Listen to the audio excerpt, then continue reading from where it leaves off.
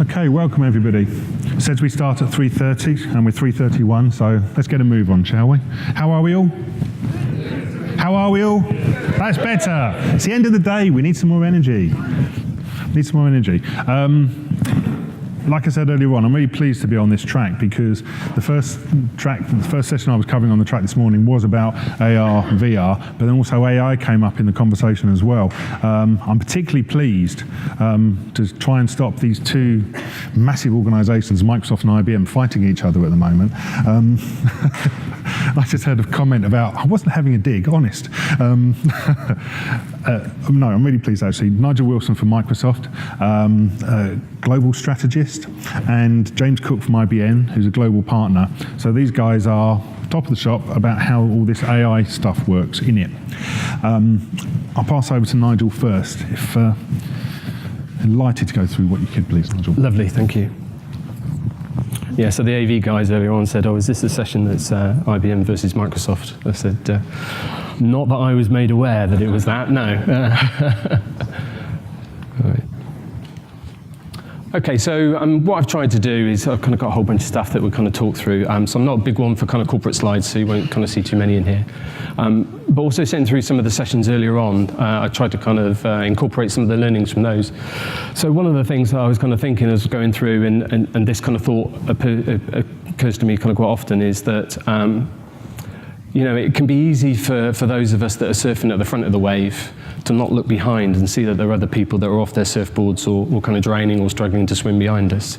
And that's kind of particularly kind of relevant in this kind of technological age where, you know, we kind of see all the kind of bright, shiny stuff and the kind of future and kind of what's happening. And maybe sometimes, you know, our kind of customers or clients are not quite there yet. So hopefully I kind of take that into kind of consideration through this. The other thing that Donald said earlier on was around kind of jazz hands. There you go, I'll do them for you. And that kind of, again, strikes home because quite often, having been to kind of conferences myself as an attendee and as a speaker, you kind of walk away and you just think, well, what's going to be different after this? So hopefully, again, you know, through some of this, there'll be some kind of practical stuff that you can kind of take away and kind of do. And I was saying to Andrew earlier that the kind of thing that always occurs to me at these kind of conferences is that kind of people will go away and do nothing. And if you're sat next to somebody and they're not from your organisation, they could be, well, the organisation that are going to go and do something and take your business away from you. So it's always kind of worth bearing that in mind. So the other thing is I tried to cram an awful lot of stuff in, and I've had to cut an awful lot of stuff out, but I'm not going to hide from you. I am here. I'm here tomorrow as well. I'm downstairs with colleagues from KPMG tomorrow. So come find me. I have the flu, so if I drink lots of water or cough or whatever, I apologise for that. But you know, how are you? By the way, that's a rhetorical question. Because I know how you are, because I went downstairs to the trade stand, I took a picture, and I used cognitive services to analyse all the people down there and kind of find out how happy they are. So here you can kind of see the picture that I took, and there's some kind of face recognition gone on there where it can see a full face. And you can see at the top there, we found 21 faces, sorted them by happiness, and the average happiness is 13%. I'm sure it's only 13% because you're all concentrating on the great sessions that were downstairs. It was also quite funny that the most happy person was actually this person up here, which is actually in a poster. So, well, what does that say? Anyway, if you were here last year, this kind of might seem like kind of deja vu because Toby stood here in my place last year and he talked about artificial intelligence and he said, it's all right, we're not all going to die. He said, well, we are going to die, but you know, we're not going to die through the hands of artificial intelligence. Kind of time's moved on, so I've kind of updated the slide and said, yeah, no, we're not going to die now. And by the way, we're not also going to all lose our jobs. There is going to be massive job disruption, but we're not all going to lose our jobs. I wonder what in 12 months' time we'll be stood here saying. So the reality is that artificial intelligence is going to profoundly change the future of learning. There is no doubt about that. It will change how we learn, where we learn, when we learn, and probably why we learn as well. And so my kind of slides hopefully will kind of support that. And I'm going to go through a few things. I'm going to start with just, you know, not a history of artificial intelligence, just a little bit about where we are. I'm going to give you practical example, probably will be one example just because of time. Talk a little bit about the future and talk a little bit, and again, this morning in the keynote, we kind of talked a little bit about the impossible as well. So we had this great debate earlier on today around what artificial intelligence is. Everybody said they're using it, and nobody could say how they were using it. And I think I've kind of got a reason for that. But artificial intelligence, kind of history of, kind of goes back way into the 50s. Not going to give you kind of history lesson. Kind of started with training intelligent machines. More recently, in the kind of 80s, well, it's more recently for me because I was around in the 80s, kind of machine learning, and we started to see things like spam filter, where they were kind of intelligently looking at our email and kind of saying what's spam. But kind of more recently, kind of 2012 was the inflection point where we started this deep learning. Deep learning is based on neural networks, based on the kind of way that we think, and some of that has kind of really revolutionized artificial intelligence. And that kind of inflection point was started by looking for cats on YouTube. Long story, ask me over a beer. So neural networks and deep learning itself is kind of a whole kind of broad spectrum of things, too complicated to go into, so I tried to simplify. So computers are understanding the world. So they're understanding language, and they're able to translate language. They're understanding vision, what we see, objects, people, and able to translate those. They're kind of, from a speech point of view, they're recognizing the words that we're saying, and they're actually very accurately able to synthesize speech now. And records have been kind of set in all of these over the last couple of years, where computers have either matched or exceeded the human ability to recognize images, or to kind of understand the spoken word, or even kind of sign language for the deaf, where they can kind of lip read and they can read sign language better than people can. And more recently, in the last couple of weeks, there's been some stuff around kind of understanding that you may have seen. Alibaba, Microsoft, a whole bunch of people kind of mentioned in the press. And this basically is around computers understanding the written word. So it's understanding things like Wikipedia articles, being able to extract information from them and be able to ask kind of semi-intelligent questions of them. Still a long way to go, but that's kind of where we are now. And again, we talked about earlier on about interaction in natural ways. And so most people will kind of think probably of kind of Amazon Alexa last 2 years, sold out every Christmas for anybody that tried to buy one. So voice is the new interface, and kind of people are moving towards voice interfaces. But also there are other ways as well. So I just wanted to kind of show you a very, I may have actually gone by it. No, there we go. So a very quick video. This is a kind of research project that we've got that we're working on. And this is around how we use kind of gesture control. And what you can see is a Facebook feed there. And the guy is using his hand to flip through his Facebook feed. Once he finds an article he likes, he's giving it a thumbs up, and that's doing a like in Facebook. So it's not just around voice, it's just trying to kind of make our interaction with computers more natural and more kind of seamless. So it seems to me we need to kind of change our definition on artificial intelligence. We need a new definition for the kind of 2018s kind of onwards. So whether you go to kind of like scholarly articles, or whether you go to the brightest scientists, I decided I'd go somewhere else. It's an energy field created by all living things. It surrounds us and penetrates us. It binds the galaxy together. Yeah, so this is Obi-Wan Kenobi on artificial intelligence, and he's absolutely right. It surrounds us, it's part of us, it's everything that we do. And so when somebody says, how are you using artificial intelligence? You go, oh, I don't know, how am I using artificial intelligence? Well, it's on your smartphone. It's kind of in everything and anything and everything that we're kind of using nowadays. So it's kind of seamless. It's all around us and kind of part of us. Important that we identify where its place is, where it kind of fits in. And these technologies, these intelligent technologies around how we kind of amplify our abilities as human beings, and we heard again at the keynote a little bit around that earlier on today. It's around human ingenuity and amplifying that. It's around kind of creativity, all the things that are kind of good about us. It's not about taking our jobs away and kind of replacing us and just kind of like, the kind of robots are coming. Having said that, that's what everybody thinks. So everybody is absolutely thinking that. They're thinking, I'm seeing robots on the factory floor, kind of people, all these kind of concerns around kind of jobs. And this is from earlier on this week, from the BBC, where they reported that, England, Scotland, Wales, wherever you want to kind of live in the country, the robots are coming for you.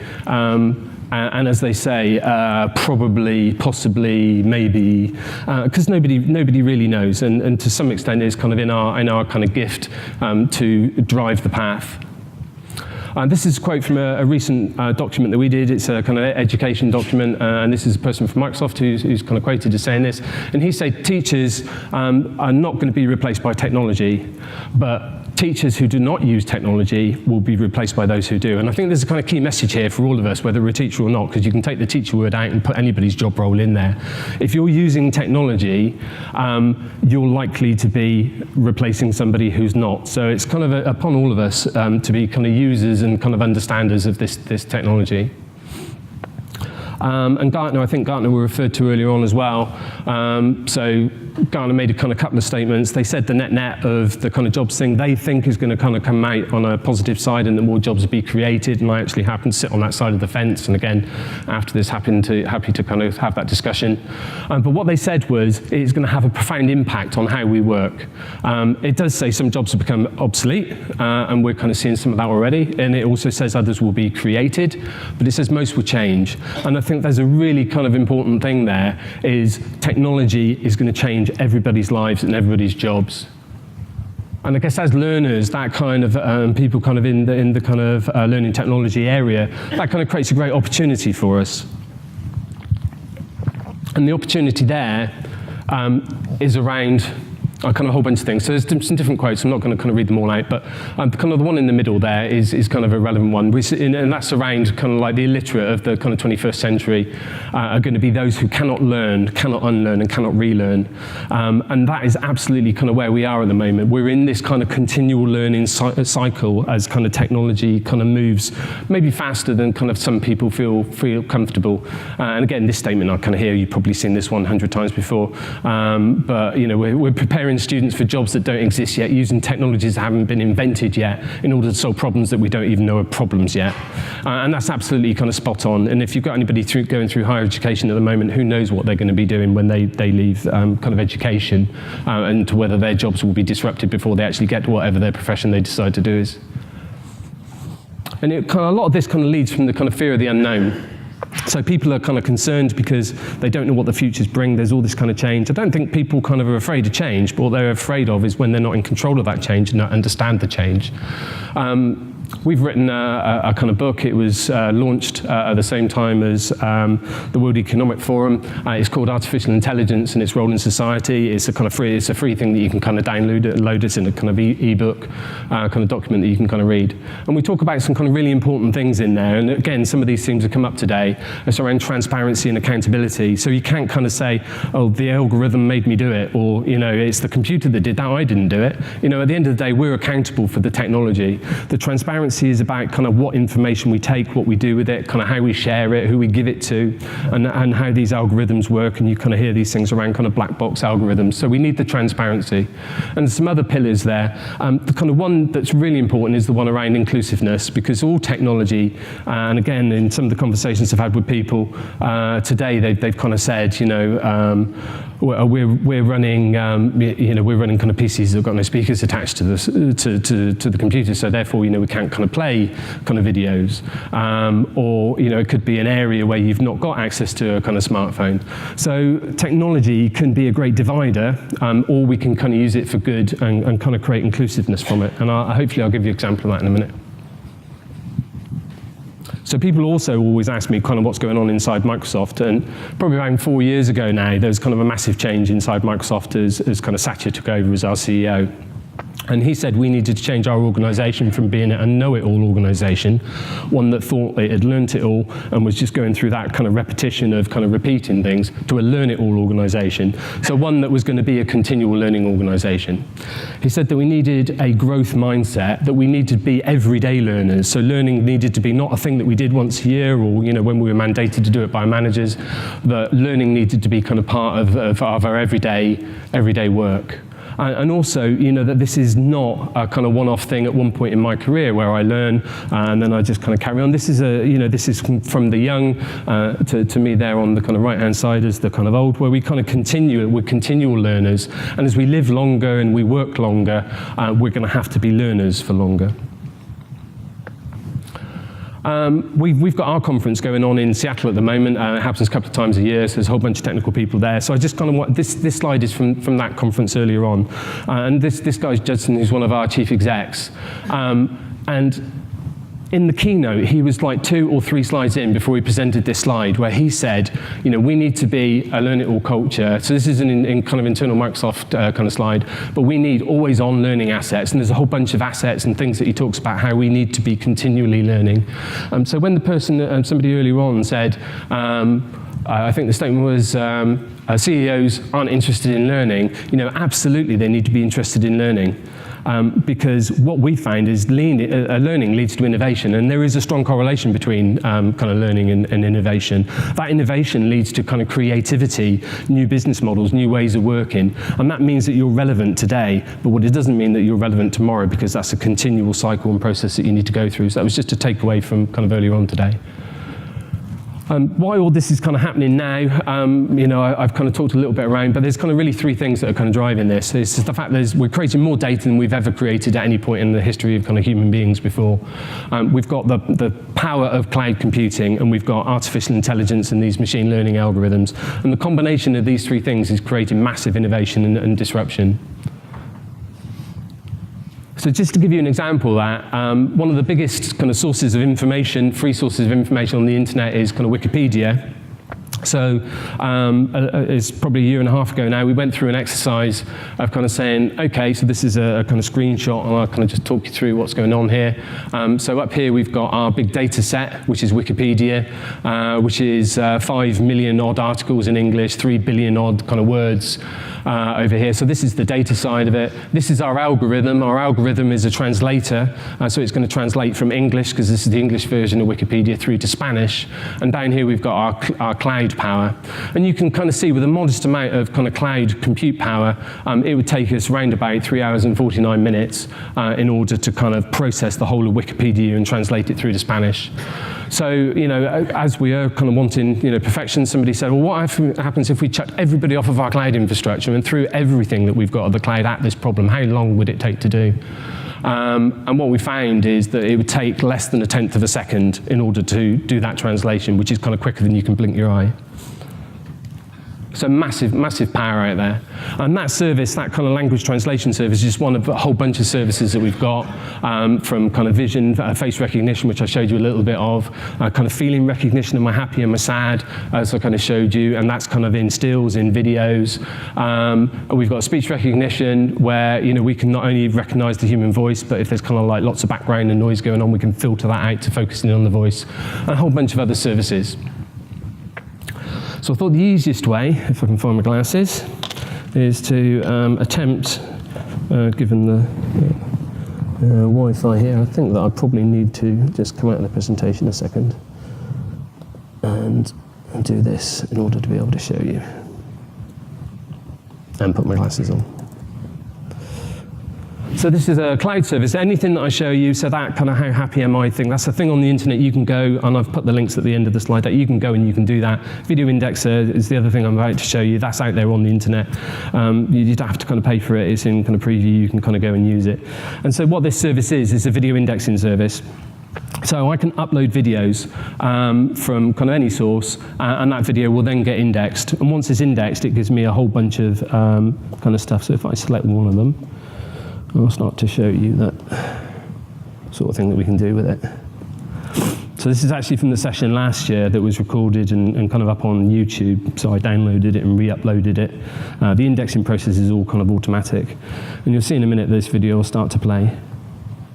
And so the first thing I'll show you is a kind of live transcription. So as this video plays, you'll see a kind of transcription appear over here on the side. Let me hit the go button.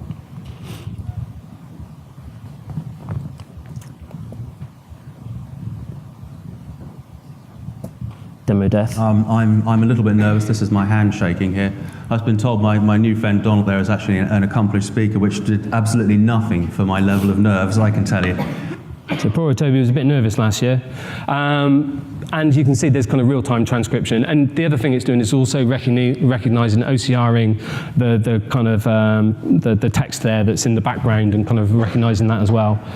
So that's kind of great. So one of the things that we can kind of do from that is we can create text transcription. So if we're showing videos on devices that haven't got speakers, we can actually just read the transcription as that's kind of going through the video. So we don't necessarily need speakers to be able to consume this. The other thing that we've got over here is a drop down, and I can select any one of a whole bunch of languages. Let me try and find something that's kind of semi. And what it'll do is it's now going to change that and do live translation of that through to, is it Danish I selected? I apologise for my rather unstylish reading glasses. I'm at an age now where Anybody Danish? Maybe I should have selected French, and then you could have told me that it was accurate or not. But you get a kind of you get the kind of idea around the kind of level of stuff. So we also get insights in doing that indexing as well. So we've got here a list of people that appear in the kind of video. If you can see that across the top, this is Donald, who's one of the people. He's first kind of alphabetically. The timeline here, you can see where he appears in the video. If at any point I select on that part of it, it'll just take me straight to that part of the video where he's speaking. So if I've got kind of multiple presenters and I'm just interested in what one person was speaking. So we've also extracted some keywords. So Donald did use the word racist and sexist at some point in his presentation. And if we click on that, it'll just take us straight to that kind of that part of the video and start playing, hopefully. Clearly racist and sexist, almost everyone. There we go. So he was talking about a particular type of artificial intelligence, something that kind of happened last year, and also some kind of annotations down here. We've got brands that are recognised within it. So we've extracted entities. We can go out onto the internet as well. So when we kind of click on those things, if we click on kind of Facebook, it can kind of take us out onto the internet, and we can kind of do some kind of research on kind of Facebook, kind of brought back from kind of Bing or Wikipedia or wherever. So a whole bunch of stuff. All of these videos as are uploaded are kind of searchable and indexable. So say there was 100 videos up there and I kind of wanted to search for all of the videos where Donald was talking about artificial intelligence, and I just put that in as a keyword and it will return all the results, and then I can kind of go to that. So it's just an example.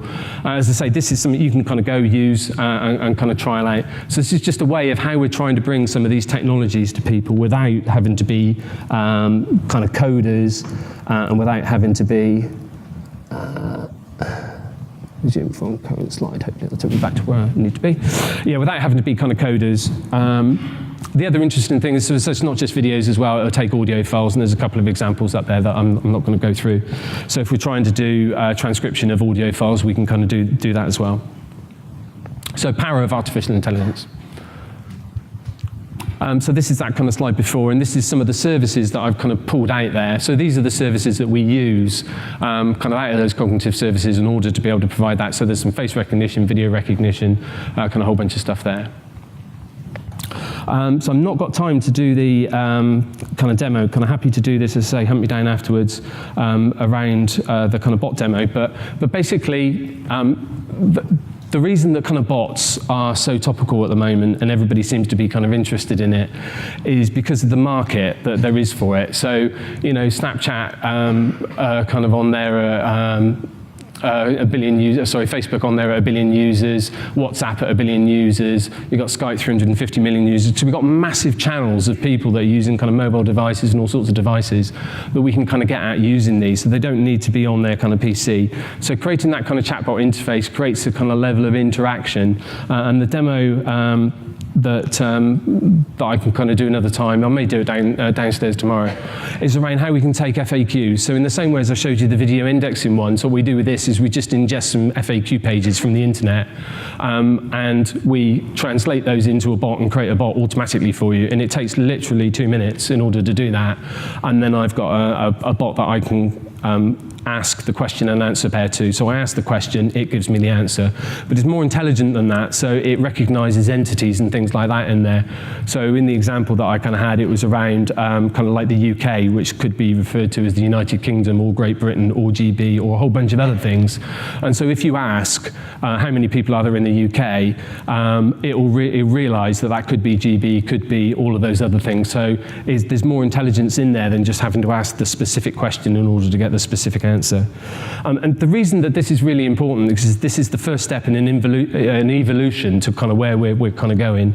And this might kind of give you a kind of an idea of where that's going to be. Amy, when you're working for me, you have to have those kind of research skills, because I'll send you things for you to comb through and get the answers and send them to me. So for that, you've got to be really good at technology. For stuff like that, no problem. I'll just ask Siri. You'll just ask Siri? You know, Siri, tell me this, Siri, find me that. We're all good at getting you the answers. And that is kind of people's answers to how they get information now, right? So it's kind of like, you know, Alexa, tell me this, Cortana, tell me that. And that will be, and so these chatbots are enabled to just put these kind of voice interfaces in front of, and all of a sudden you've got a kind of a chatbot that you've turned into a kind of voice bot or whatever you would kind of want to call it. So very quickly, just wanted to talk about the kind of future and some of the things that are kind of happening in kind of like the near term. So this is a piece of research that we did, educational research. Again, I'll put all the links at the end of this so you can co-find the research. But it was about how students don't want automation. So they don't just want an automated system that doesn't kind of know them, or kind of, they want something that's personalised. And personalisation will be the key to providing effective training. And you can see the statistic here around that it was found to be 98% more effective. And you can go into that kind of research if you, the document I share at the end, if you want to find exactly how that was kind of made up, because that's kind of quite a staggering number. So we are all made of data. And every 2 years, we are, creating more data than we've ever created in kind of human history. So the more data that there is, the more personalisation. So that's data about you and me and everybody else, what we're doing, and the way that we're kind of interacting. So absolutely, there can be kind of negative kind of effects of that information, but we need to kind of look to the positives and kind of how we can use it.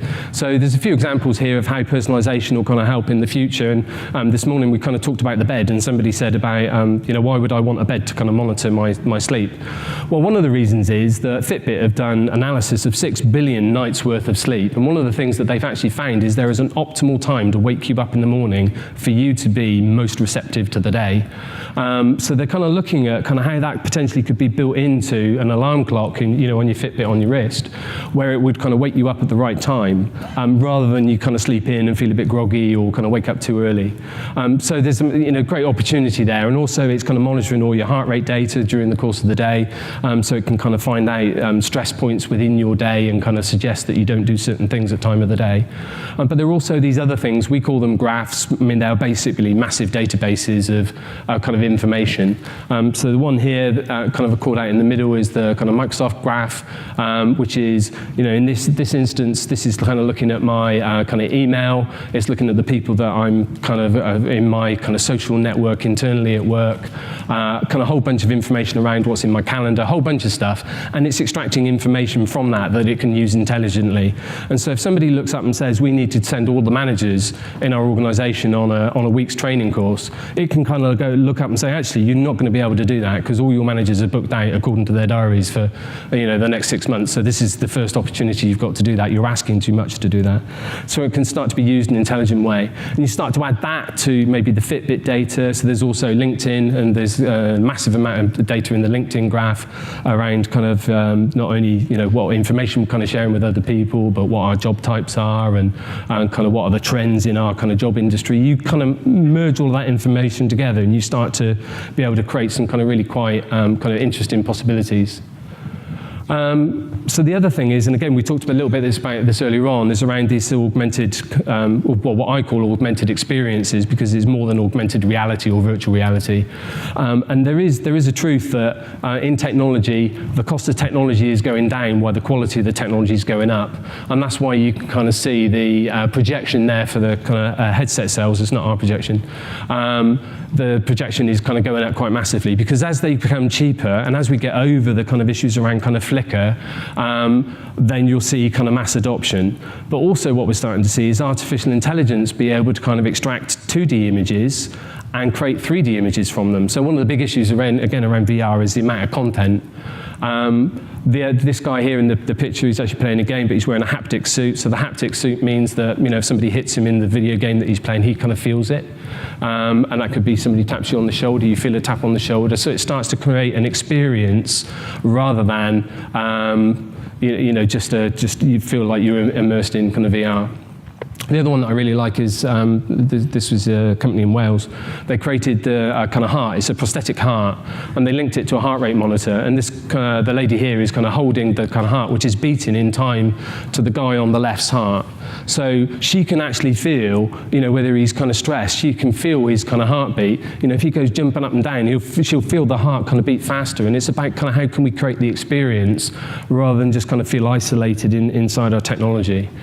And the other thing we talked about HoloLens earlier on, and the kind of one of the research projects we've got around HoloLens is something we called holoportation, which is how we can kind of bring people virtually into our kind of physical world. So you saw kind of how we can bring those kind of objects in. But how about if that person was kind of delivering some training? Now, maybe that guy was kind of Stephen Hawking, right? And you're there in a classroom, and it appears like he's sat there in front of you because he's in a room with 360-degree cameras around him, and he's being projected onto your kind of field of vision. So it's around kind of creating that kind of experience. Right, I'm going to go really quickly now because I'm into the bit that's kind of around the impossible, and this is probably where people's belief systems are going to start to break down. So these two guys, apart from the fact they got really wicked beards, have got a lot in common. They were fantastic scientists and kind of leaders of their time, but they both said that a heavier than air machine is never going to happen, that it's impossible. And Simon Newcomb there at the kind of bottom, he said that in 1902, and we all know what happened in 1903 with the Wright brothers and the Kitty Hawk, and you know, we had power flight. So we kind of use this word impossible, and this was mentioned earlier on today as well. So an example of that is we kind of go through this process. So first of all, we start off by saying it's impossible. If you go back to these ladies kind of back in the 50s and say, you're going to be wearing the technology that you're programming in this room on your wrist in 50 or 60 years, they would have said, absolutely no way, that's impossible, it's never going to happen. And then, you know, as time kind of moves on and we start to see miniaturization, we kind of start to think about, well, actually, I can see that, you know, I could have my music collection on this device that I kind of listen to. I can see that that's possible. It's very cool, but I can see that's possible. And then we end up with, you know where we are with smartphones at the moment, where they're kind of taking over our lives, doing everything for us. You know, they're kind of calling Uber when I want a taxi. They're kind of calling Just Eat when I want something to eat. They're kind of doing the lot, and they become commonplace. And we just go, whatever, you know, whatever. So what was impossible at one point becomes kind of whatever. And so we end up with this kind of cycle of going from impossible to possible to kind of whatever. And that circle is decreasing over time, right? So anything that you think is impossible today, at some point in the not too distant future will become possible. And this is an example of it. So there are certain things that kind of computers are really good at, and there's some things that they're really good, that they're really bad at. So a classical computer, if you take things down to an atomic level or kind of down to a kind of biological level, they kind of take a long time to do things, right? So classical computers would take the age of the universe, as in billions of years, to do that. And you're probably thinking to yourself, yeah, that's fine, because you've told us, power of the cloud, it's all going to be good, it's going to get better, and it is. Not much though. So it's still going to take us the age of the universe. And there's really complicated problems that we're trying to solve. We're trying to find the cure for cancer, right? So along comes this new thing, and you're going to hear a lot about this over the next 12 months. Our friends at IBM are working on it, Microsoft are kind of working on it, and you'll see announcements in the not too distant future. And quantum computers work in a completely different way. They work at a quantum level. You know, we understand computers work with, you know, zeros and ones. Quantum computers work with both of those at the same time. So they're not a 0 or 1, they're actually both at the same time and flip between the two. It means we get exponential changes. And so some of these problems that are going to take age of the universe, we can now calculate that they'll be done in months, weeks, days, and some of them even seconds. And what kind of problems are we looking at? So we're looking at things like climate change, we're looking at clean energy, we're looking at food production. So things that are kind of replicate nature are kind of very natural to a quantum computer, but also they're really good at machine learning, and they're really good at some of those kind of deep learning and neurological things that I talked about earlier on. Anyway, don't believe me. Computational power is growing, And if you can hear that. computing is quickly being realized. Big data is providing new insights, with 90% of the world's data being generated in the last 2 years. Technology has a tremendous impact on each of us, and our desire for discovery. It speeds theoretical evidence. It frees up people to think and to create. And it brings people together to solve big problems. So So Stephen Hawking managed to say in 30 seconds what it's taken me 30 minutes to say. Appreciate that. He is a lot cleverer than I am. But it kind of leaves us with this kind of final question. So what are the big problems that we're going to solve? And this is probably now we're looking at the end of the impossible. Because the things that we kind of think are impossible now are going to be eminently possible very soon. Thanks very much for kind of indulging me. I kind of hope you found some value in it. Tried to cover a lot of stuff. I am going to be drinking beer later on. Come find me. I'm around tomorrow. Kind of happy to continue the conversation. Thank you for your time.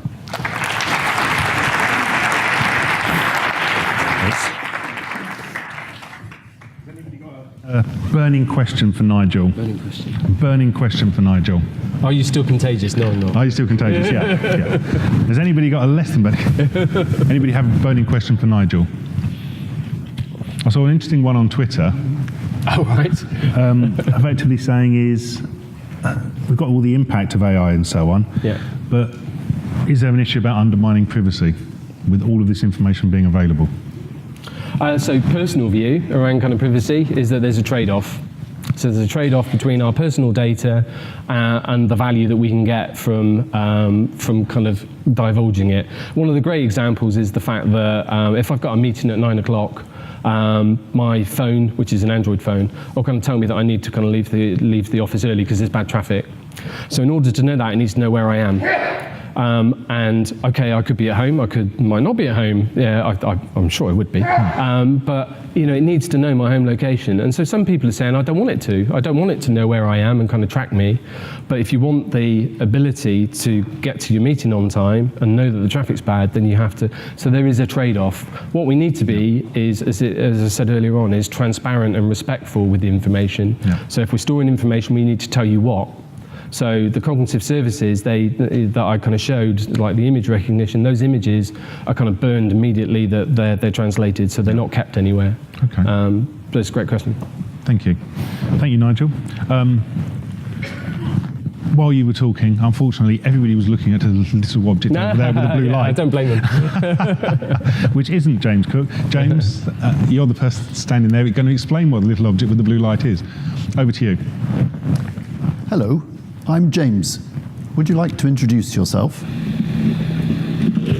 Hi, I am Quinn, a humanoid robot powered by IBM Watson. I am honored and delighted to be here at the Learning Technologies event this year to talk about transforming learning with artificial intelligence. And what do you enjoy, Quinn? I really enjoy being a learning companion.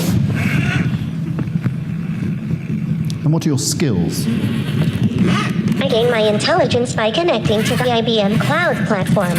I make use of a lot of Watson APIs like speech to text to understand you humans. Watson sentiment analysis gives me an idea of what you are feeling. With conversation, I find a proper answer and am able to speak with text to speech. And there are many more services I could use. Are you using them right now? James, look at the audience. Everybody has their cell phone and tablet with them. Do you really want me to try to connect one on stage? Once I am back on the IBM stand, I will be online again. Quinn, thank you. You are very welcome. I am excited to meet more people at the IBM stand. Jamie, could you give me a lift?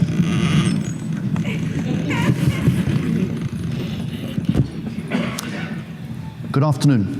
This is going to be a career-enhancing talk.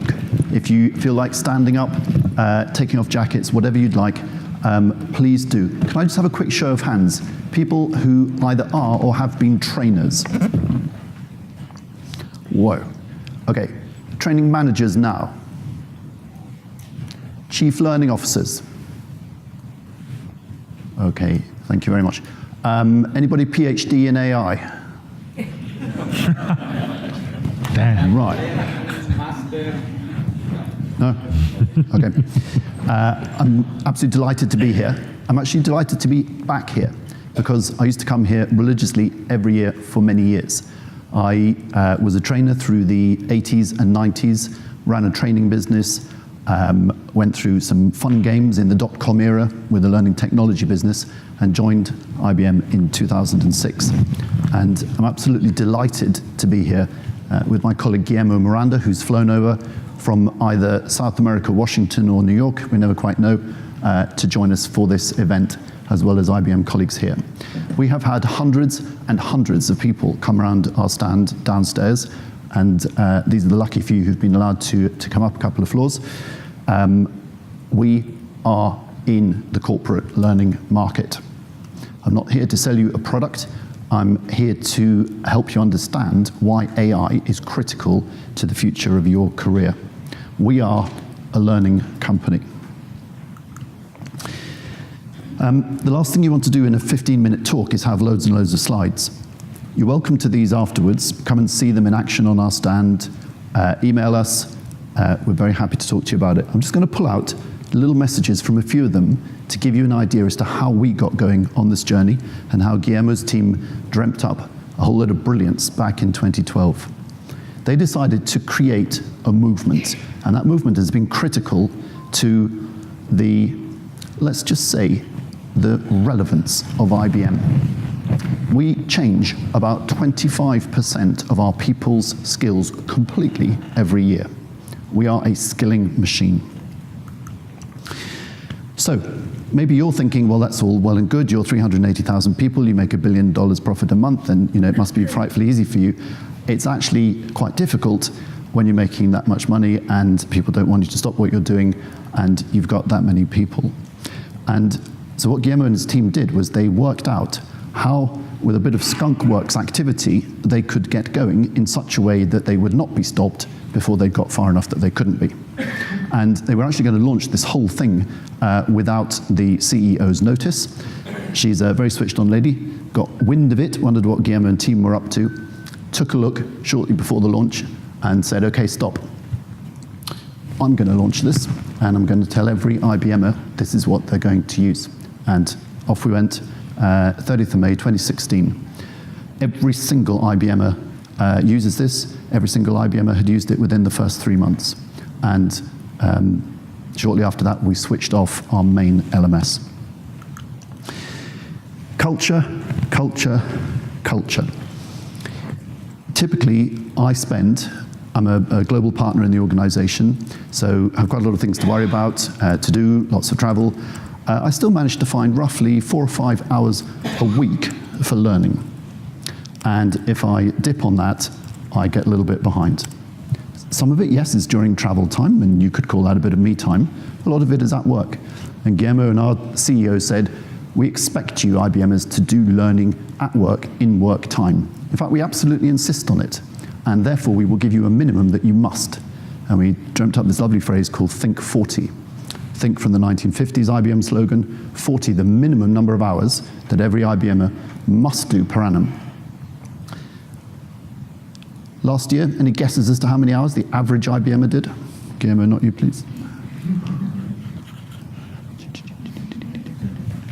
96 was the average, and it is rising. So we're busy thinking, should we rephrase it? Think 100 or something like that. And you might think, oh, well, you've got an enormous learning budget. Over the last 10 years, roughly half the $1 billion plus that we used to spend on learning. So roughly half the budget, triple the learning. It's a pretty compelling story. Culture, culture, culture, skills, skills, skills, badges, badges, badges. Anybody who hasn't got a badging strategy yet, whatever sector you're in, you need one. Those who have got one, we'd love to talk to you because badging is semi-independent of all of us. The intrinsic value of a badge is partly your brand and partly the fact that it's the person's skill that is being badged. If I might just suggest in front of Guillermo, one little lesson, it would have been to do badging even sooner, even faster. This has rocketed. Okay, so here's a really complex consulting-looking component business model that I'm not going to explain to you in great detail.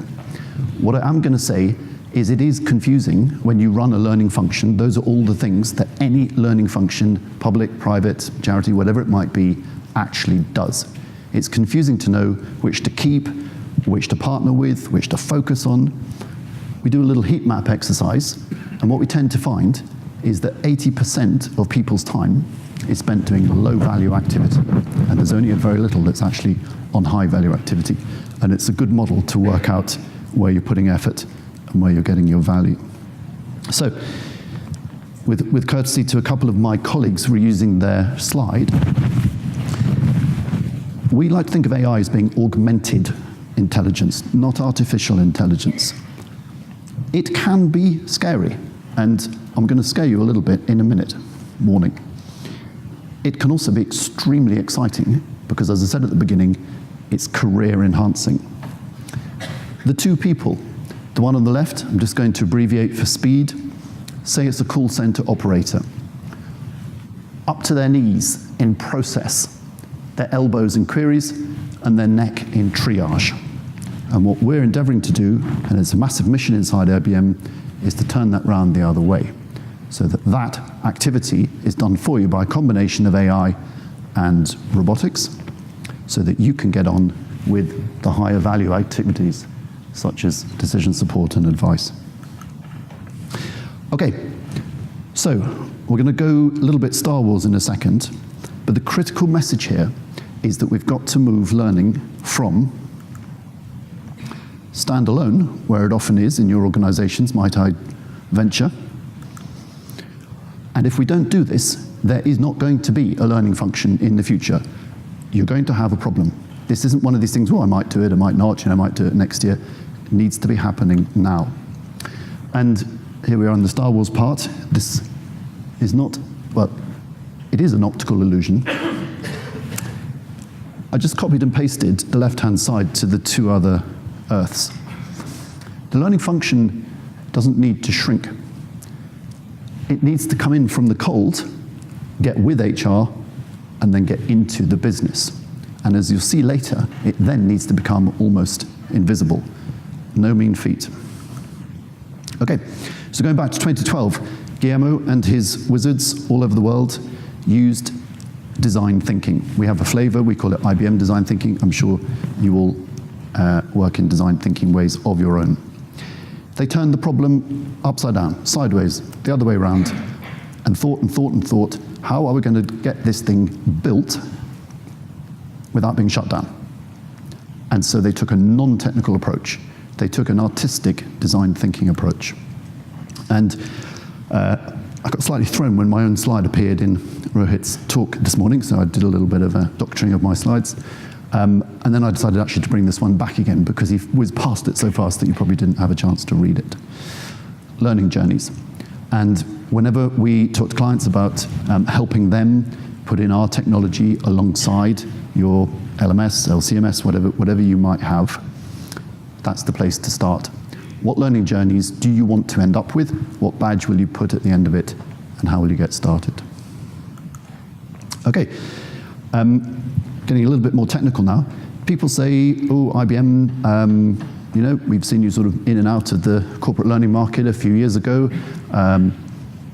This is real. This is what 400,000 IBMers use every day. And on our main intranet homepage, literally about a fifth of the whole homepage is just learning, and then takes you through to the system that is underpinned by this. The guys very cleverly built it in a Lego-like fashion because they knew they'd have to coexist with the existing LMS and then gradually mutate, extend, etc., and they wanted learning to come in from the cold and be right at the center, embedded in the business. So this is one of my favorite Guillermo slides. The new characters in the learning team. If you are good at development, and I mean personal development, you can turn yourself into one of these characters. You may choose not to, or you may be not so confident in doing so, in which case go hire them. And you may find them in your organization, or you may find there's a hell of a queue to hire these people by your competitors. Okay, these are the new characters. Automation. Just excuse me if I just get simplistic for a second. People get a bit confused between automation and AI. To my mind, they are different things. It's not an exaggeration what we've put on that slide. Can we just roll a bit of video?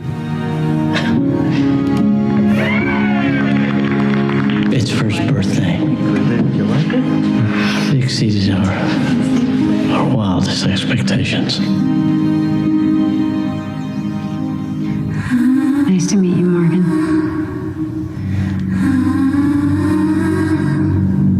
Nice to meet you, Lee.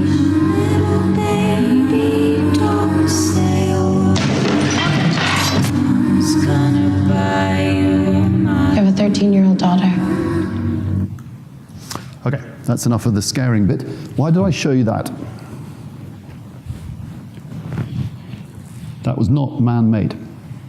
That was our Watson system that won Jeopardy, American equivalent, but more complex than Mastermind in 2011.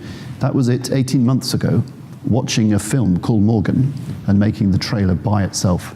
And Fox actually set us the challenge. So just for a second, think about what a computer needs to do to watch a film and make a trailer like that by itself. Then come back down to earth with a bit of a bump and think, hang on a minute, I can turn the entire content factory of design, development, publishing in my organization upside down. If a system can read picture, listen to voice, sense suspense, reassemble. This is the era, if you like, of cognitive content management. We talked about automation, we talked about AI. Lean is the other part of the jigsaw. There is no point automating a very poorly designed process. And it's lean with a view to a digital workforce who need to know new stuff every week, maybe every day. Put those all together and you get a very complex picture. And I'm not going to go into it. My point is that you need to balance augmented intelligence, robotic process automation, the RPA on the right, with trust. Maybe we'll talk a little bit about trust in a second. If you'd like to see more about this, please contact us, come down to the stand. So we've moved our learning function so neatly into the business that you can't see it anymore. It's still there, it's doing a cracking job, but it's now helping 380,000 IBMers or however many people in your organization 24/7 by putting together those things. Now, yet another acronym, C3, what on earth is he talking about? Go back to design thinking. Allow AI to infer your skill level and then maybe suggest the next step in your career path. Give me the training course sooner, because if I can't deliver it, there's no point delivering it in 3 months' time because the need has gone away.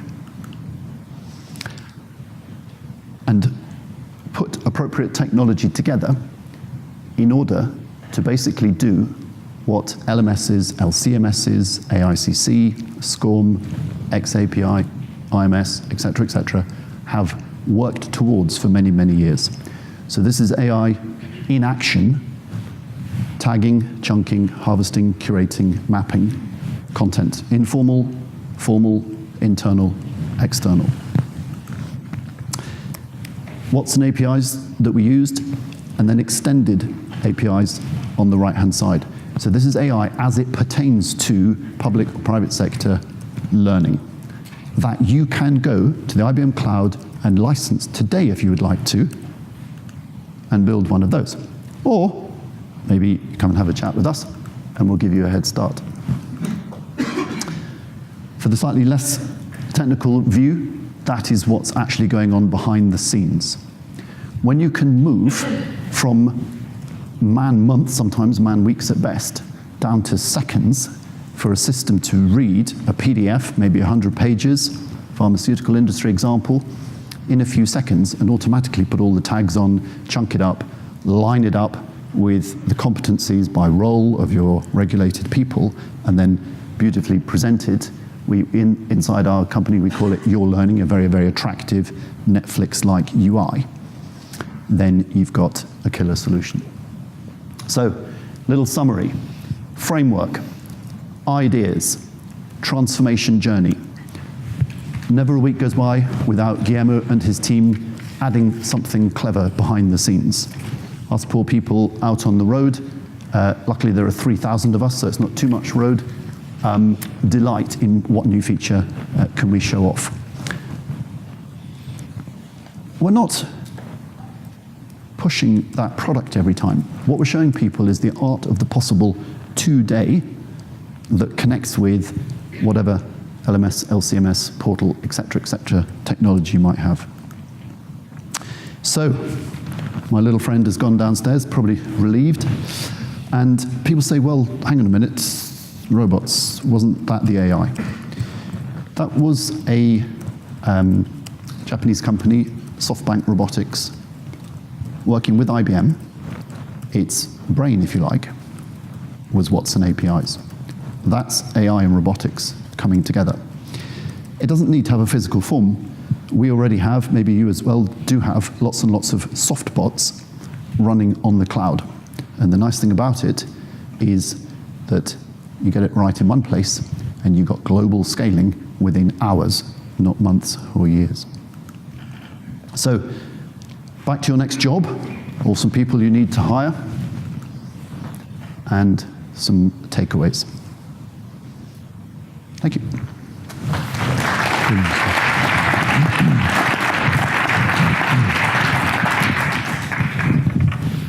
Okay, we have some time for some questions, which I'm sure there'll be loads of. There's a conversation been bouncing around on Twitter behind this all the way through. Who has any questions for us? No? Are you all stunned? Stunned into silence? Oh, okay, sorry. Yeah, one second, sorry, microphone's coming your way. There we go. The large picture you showed of the ecosystem, as it were, that tags and chunks and makes stuff and pushes stuff out, and perhaps produces something that end users can read, consume, or use. Imagine it was maybe a website. When you devolve that amount of responsibility to that layer, how do you, first of all, measure its success? And secondly, what are the unintended consequences, do you think, of letting it go and do its thing? The second one first. Get it wrong, and you'll have chaos. How do you measure success? When you watch the NPS, Net Promoter Score, from your learners every week, and you see it going from negative to 40 to 50 to 60 to, I think, Guillermo 69, I think last week, positive Net Promoter Score. Most popular product in, ecosystem within IBM. NPS is the measurement answer, but to your second half of your question that I answered first, you do have to keep your eye on it. Lady at the front here. Oh, sorry, thank you. Hi, Will. Hi. So a couple questions, maybe they're the same. I noticed on your learning team that there was no human intelligence about learning. There was no one on the team that necessarily had a background in learning, and that maybe scares us. And I wonder, are you saying that the AI machinery will be inferring the learning intelligence from somewhere, from instances? How will that work? You also, and this is my second part, you showed us Watson developing its own trailer, which was pretty cool. But you didn't show us Watson developing a learning intervention. Do you have those? Do they, how's that working? Okay. And how did you do the trailer? Were there instances of good trailers that you came from? I know. Sorry. Okay. Can I People that know me know that this is going to go on. Yeah. So, I got it. and so we're just one little. Okay. Let's go with those. Shall we? We'll see how we go from there. So that's 7 so far. Why don't I take, and please, we're definitely talking afterwards. Okay, let me just pick up a couple. When our brilliant PhD type researchers came up with what we call C3, the Cognitive Content Curator, they actually called it CID, Cognitive Instructional Designer. And one of the benefits of some grey hairs is that you get to challenge these rather smart well-paid people. And I said, you're not there with CID yet. You're actually in cognitive content collation at the moment. And let's head towards curation, and maybe we'll get to instructional design. In the labs, yes. Out on the market, not yet. Smart assembly today, yes. To the point, your first point about learning expertise in those 4 characters, they're not the only 4 characters. There's wonderful career futures for all of us here who are either trainers or learning specialists. We're in there as well. Those are the new characters. Do you want to? No, I agree. I mean, I guess my observation, being the first time to a kind of learning technologies conference, is that a lot of these technologies, a lot of these kind of abilities are kind of just becoming commonplace within organisations. So it is a case of, so I think it's to your point, we can use artificial intelligence to kind of just redo the way that we've always done things and just kind of use it to kind of augment and make them faster. Or we can kind of look at the processes and the way that we've done things historically and change them and kind of look at better ways of doing it. And I think from kind of my point of view, it's, what is the role of the kind of learning function, and is it the same as it's always been, or actually does it need to go through some kind of massive revolution in order to be relevant in the kind of current? Yeah, I was going to say I agree. Thinking about the nature of those roles, I don't think necessarily they wouldn't be new people. They would be roles that I think learning people need to be undertaking. We need people within the learning function to have those skills because they are coming into the organisation, and all that will happen is they will build learning and support for themselves, which bypasses the learning function, which goes back to the idea of the redundancy of the learning function. So we just to spice things up a little bit, we don't see it quite like that. We see some net new people and some net new skills. And back to my 3 planets, we don't think there will be a function called the learning function in the future, sorry to say. It'll be something like learning performance, collaboration, communication, knowledge management, nicely presented function. But wouldn't it be cool if you guys made that happen in your organisation so that you're the leader of it rather than the follower of it? Yeah, I agree. Excellent. Thank you. Lady at the front here. Thank you. This is directed to Nigel. The recent Gartner study that you quoted talked a lot about not only how jobs are going to change, but how we have to prepare workers to work alongside AI, be it Watson or a chatbot in the talent acquisition function. What's your point of view about preparing our current team members not only to have these new characters and new skill sets, but to work differently if their newest colleague is not human? Yeah, so I mean that's again a really good question, and it depends on your generation somewhat. So I would kind of argue the kind of like the millennial generation, kind of already working alongside artificial intelligence, completely comfortable with it. I kind of saw a study, this kind of sort of rubbish that you read, where it was they asked a bunch of millennials would they be kind of happy having a relationship with a robot, and there was a phenomenally large, more than 50% of them said that they would. So I think kind of generationally we kind of see maybe that there is something that we need to do in order to kind of retrain, and kind of maybe we do. But a lot of the kind of new people coming into the workplace are kind of coming with these skills. And I think this is the kind of thing that we see in IT as well, where you get a younger generation come in and they kind of bring all the stuff that they're kind of using at home, and the kind of like the kind of I'll just ask Siri kind of example. They're kind of used to using this, and they actually won't go to like the learning function to find out what learning there is in the organisation. They'll kind of just do their own thing. And so what we need to do is it's kind of which is approach things across generations. Because there's some people that are going to feel really uncomfortable about working with artificial intelligence, and they will see it as a threat, they will see it as danger, and they will see it as something that's going to take their jobs. And there will be others at the other end of the spectrum that are just kind of going to embrace it and say that's, and we need to kind of come up with strategies to kind of work at both ends of the spectrum. The same point came up this morning in the first session, and actually it's about thinking about the people and the process and the personal elements and factors of the activity that people are undertaking. And AI obviously is going to sit within the process space. Fundamentally, that's what it's there for. Will AI help support personal development?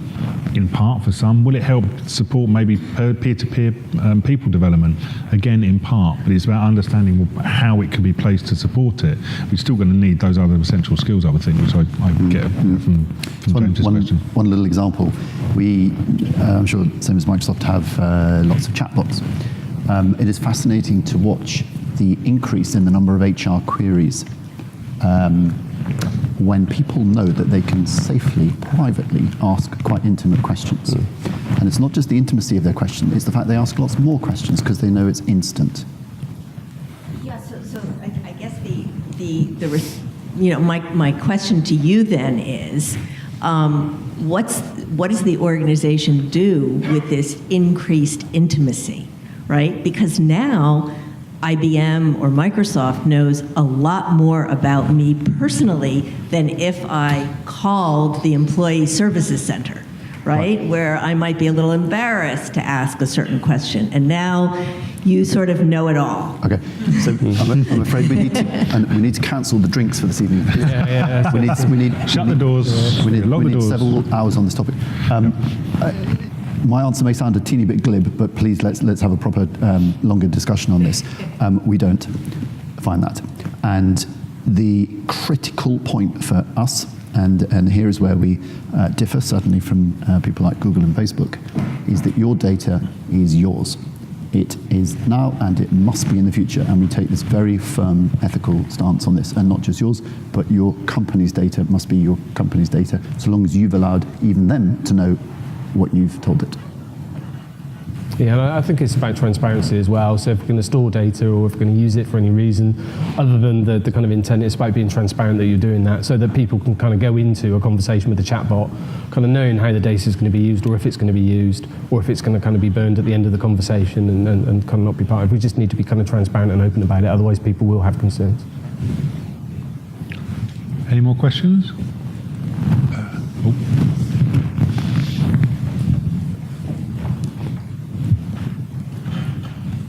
Good exercise, isn't it? It is good exercise. Thanks. If you're going to keep all of this data private, as it were, and you're going to have a system of cognitive learning, how are you going to understand what biases have emerged and what those sources of the biases were, and then to either what's the process by which you'll decide which biases are unacceptable, acceptable, desirable? Where's all that going to go? Okay, again, heavy question. Maybe I think I better not drink anything this evening. Go off piste with this one. Again, slightly short answer. One of the biggest areas of growth of learning in IBM in the last few months has been diversity, inclusiveness, and teaching people how to spot bias and how to avoid it in their own leadership or management style. The fact that we can now pump out with very high degree of accuracy from the personalization point of view, targeted learning, and say, right, we have got an issue with X, Y, and Z. We need to re-educate 40,000 IBMers in the next 8 weeks on the following topic. Guillermo puts a team on it, boom, boom, boom, boom, boom, done, eight weeks later. You just couldn't do that in the past. You can do it today. You can do it, we can do it. The broader point here is when one mistrains AI, and that is the dangerous side of things. Very simple analogy is that electricity is dangerous, but it's pretty useful stuff. Yeah, I think there's also a kind of level of conscious and unconscious bias as well. So we're all biased. It's just the nature of kind of being a human being, whether you kind of accept that or not. It is the truth. And artificial intelligence isn't biased, but how we interpret and the data sets we use might well be. So it's about kind of realizing that there's kind of bias in everything that we do, that it's just part of the way that we are as humans. And if we're conscious about it and approach it in a conscious way, some of the great examples were, around kind of image recognition. If you train an AI that a black cat is a cat, and you show a white cat, it won't know what it is.